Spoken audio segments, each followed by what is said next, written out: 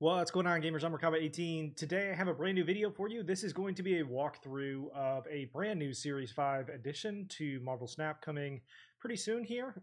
This is going to be a big bad card, which means for the foreseeable future, it is going to cost 6,000 tokens to unlock. It's going to be incredibly rare to get out of chests of any kind, and it's going to be one that is not going to see a series drop, at least for the foreseeable future. Others are like Kang the Conqueror, Galactus, Thanos. Those are cards that remain in the 6,000 Series 5 threshold, and this is going to be an addition to that. This is High Evolutionary. Now, High Evolutionary is going to be a 4-cost, 4-power card that is going to do something different than we have ever seen, perhaps in Marvel Snap. It is going to take cards that have a on reveal or not on reveal, but lack of ability. So any cards that have no ability are going to have secret abilities unlocked for them with High Evolutionary. We've already kind of seen from the devs what that's going to be. And so this is one of the first, what those abilities will be. This is going to be one of the first cards where we have a sort of prescribed set of cards that are going to go into the deck. So in that way, keep in mind it's going to be a little bit more predictable. The cards that go around High Evolutionary and these cards that we're going to walk through here in just a second are the ones that are going to be interesting and make, you know, theory crafting and deck building a little bit more complicated. I've gone ahead here and I've made a deck build that I think will work well with it. So we've got She-Hulk alongside the cards that I will show you here in just a minute. We've got Kitty Pryde here, which I think is a really good 1-cost card. And I think also an additional one that might be good or Sunspot in that slot, or even Nebula in that slot would be really good. The whole point of this is that you have cards with no abilities like Wasp, Misty Knight, Shocker, Cyclops, The Thing, Abomination, and Hulk. This may bring Hulk deck viability out and about. We'll see how it works out. Now, High Evolutionary, as I said, is going to unlock different abilities for each of those cards, and so you're going to want to surround them with some support. One thing to note here is I do have Patriot in this deck, simply because I'm about to show you what it looks like in real time. But the thing to remember with High Evolutionary is that it's not going to work alongside Patriot-style builds, because in addition to this is only going to give power to cards that have no ability, and High Evolutionary is going to create an ability for them. So you don't want to use a Patriot's going to be useless in this deck.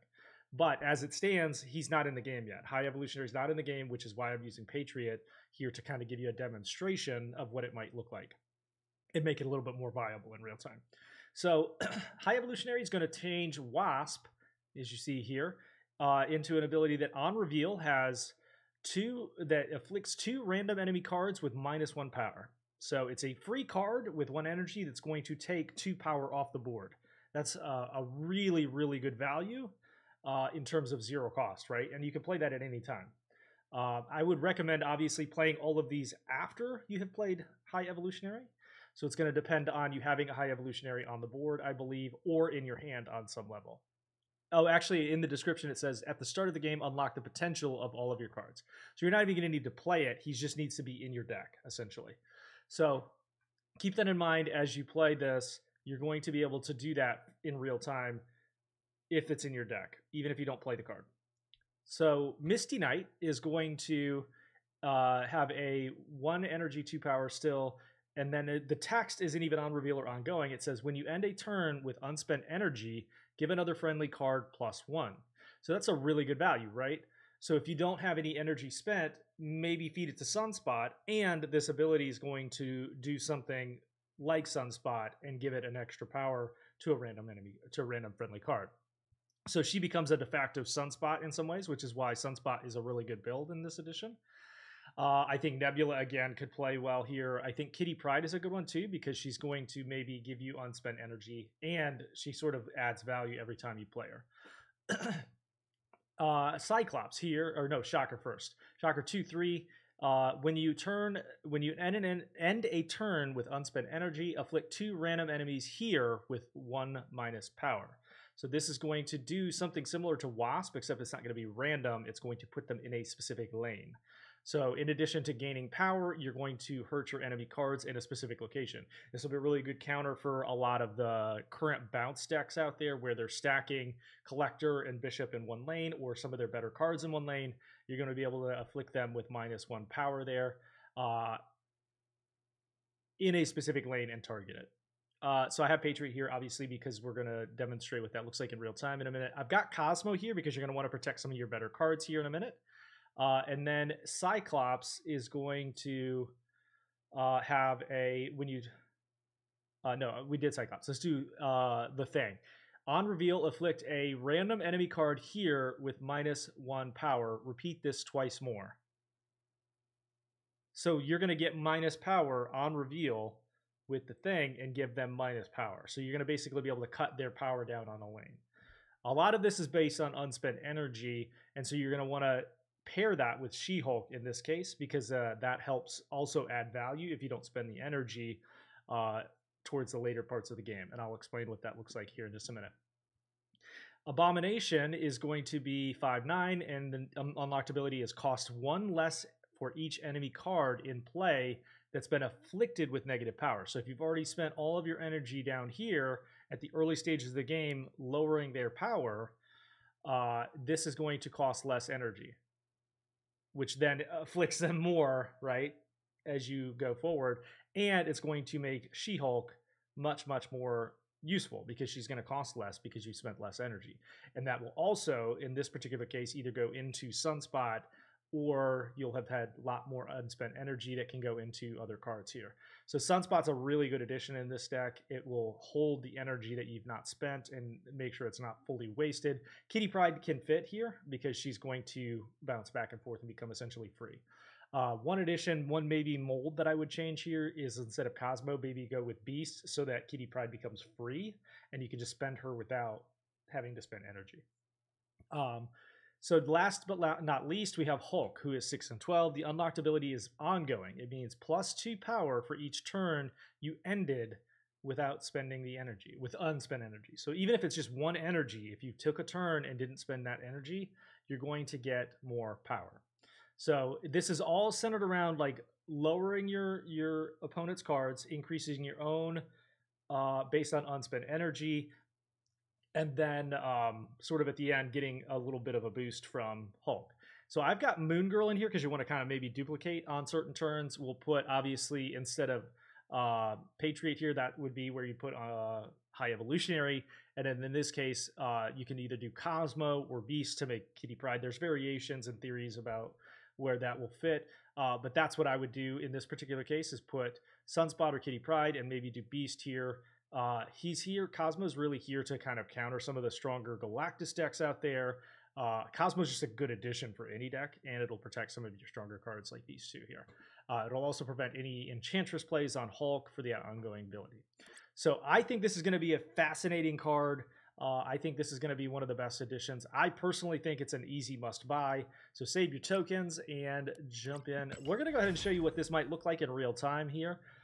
Keep in mind that all of these ability unlocks will be available on the internet. You just kind of search. I'll put the text for them right here in the description so that you can see what you might need to do with each additional card as you play them. So right here, we're going to go ahead and start with Shocker.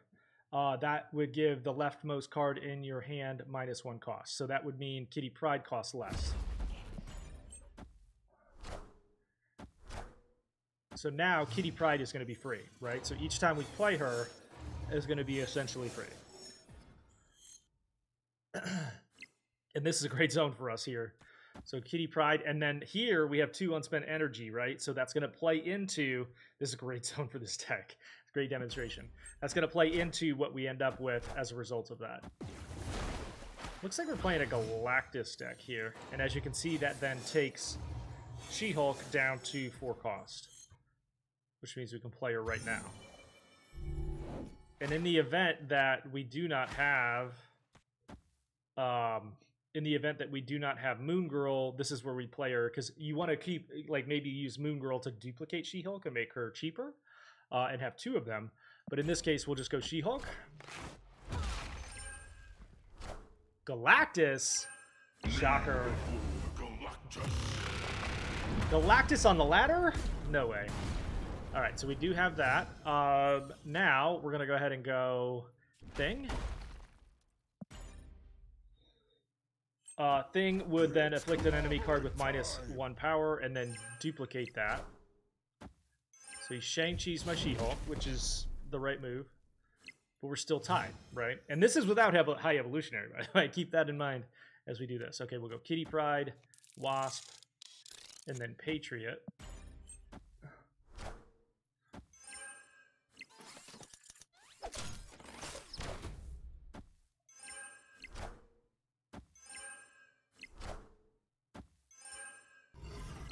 All right, now we're going to continue to hit.